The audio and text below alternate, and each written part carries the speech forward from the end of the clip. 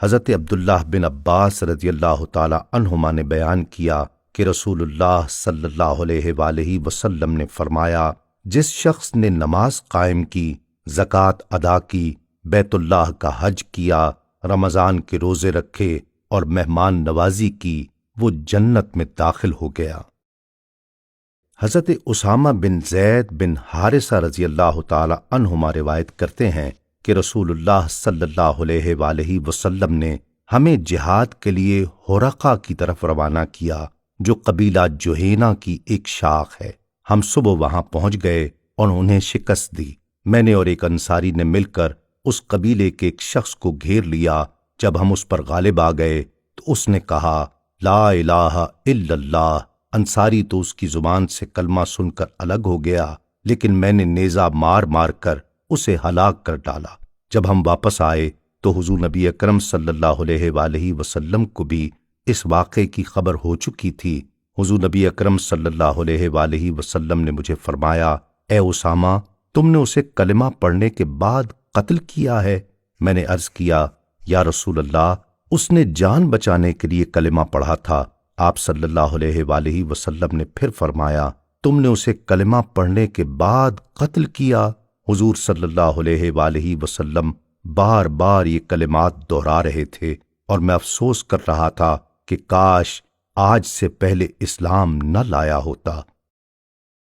حضرت ابو سعید خدری رضی اللہ تعالیٰ عنہ روایت کرتے ہیں، رسول اللہ صلی اللہ علیہ وآلہ وسلم نے فرمایا، جب کسی شخص نے اسلام قبول کر لیا اور اس کا اسلام خوب نکھرا تو اللہ تعالی اس کی تمام گزشتہ خطائیں معاف فرما دیتا ہے، اور پھر اس کے بعد اس کا بدلہ ہے، اس کی ہر نیکی کا بدلہ 10 گنا سے 700 گنا تک ہے، اور برائی کا صرف اسی کے برابر ہے، اور اگر اللہ تعالی چاہے تو اس سے بھی درگزر فرما دے۔ حضرت عدی بن حاتم طائی رضی اللہ تعالیٰ عنہ فرماتے ہیں کہ میں حضور نبی اکرم صلی اللہ علیہ وآلہ وسلم کی بارگاہ اقدس میں حاضر ہوا تو آپ صلی اللہ علیہ وآلہ وسلم نے فرمایا، اے عدی بن حاتم، اسلام قبول کر لو، سلامتی میں رہو گے۔ میں نے عرض کیا، اسلام کیا ہے؟ آپ صلی اللہ علیہ وآلہ وسلم نے فرمایا، اس بات کی گواہی دو کہ اللہ تعالی کے سوا کوئی معبود نہیں، اور میں اللہ تعالی کا رسول ہوں، اور تقدیر پر ایمان لاؤ، خواہ بھلی ہو یا بری، شیریں ہو یا تلخ۔ حدیث نمبر 30۔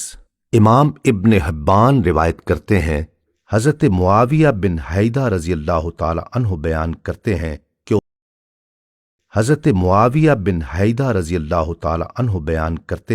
کہ انہوں نے عرض کیا، یا رسول اللہ، اس ذات کی قسم جس نے آپ کو حق کے ساتھ مبعوث فرمایا ہے، میں اس وقت تک آپ کے پاس نہیں آیا جب تک میں نے اپنی ان انگلیوں کے برابر قسم نہ کھا لی کہ میں آپ کے پاس نہیں آؤں گا۔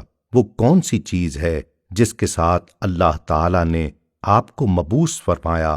فرمایا، اسلام۔ عرض کیا، اسلام کیا ہے؟